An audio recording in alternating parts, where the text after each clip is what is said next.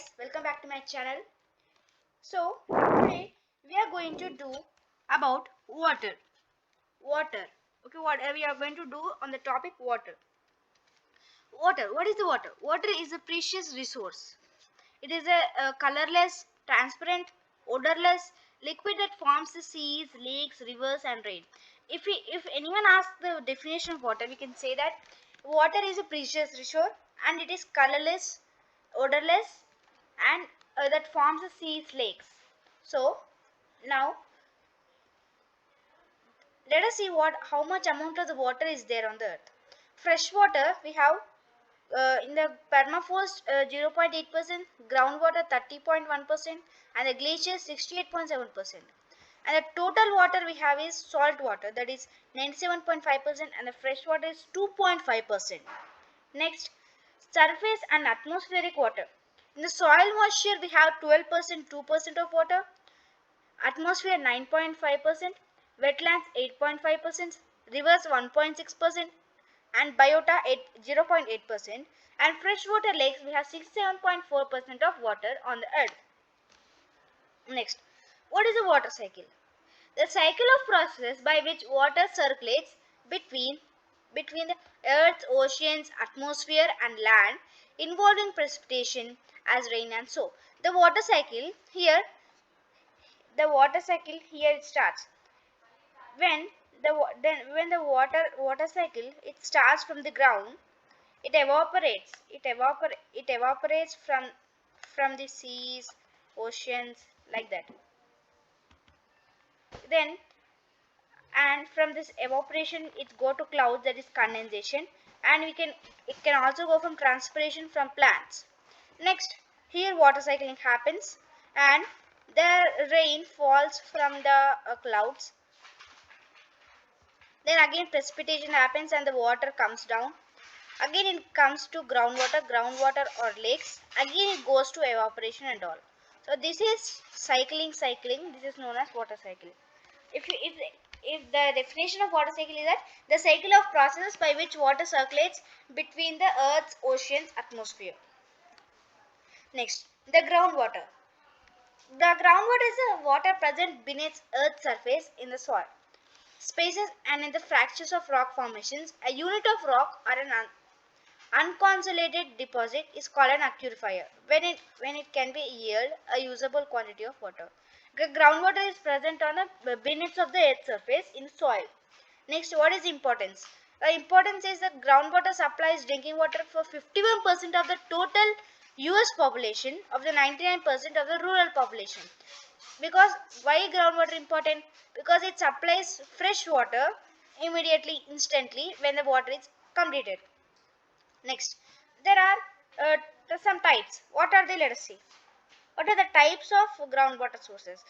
Infiltration galleries, infiltration wells, springs, and wells are the different types of underground water sources.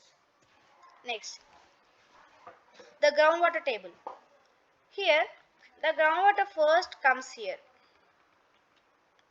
and here it comes to the here it is purified and it absorbs and groundwater. Here septic tank will be septic tank. It comes from the here and here the septic tank which purifies, and from the soil there is a pipe connected, and again it comes to groundwater. Here it connects to a water table. If any needed, here water table is connected. Then it is connected to the whole house. It is connected to the whole house. This is the rain map of India. So almost see over 250 centimeter of water we have only at this size. At Arunachal, Guwahati, Shillong, Impal, Kashima, Aswal, Agartha, like that. Next here Raipur,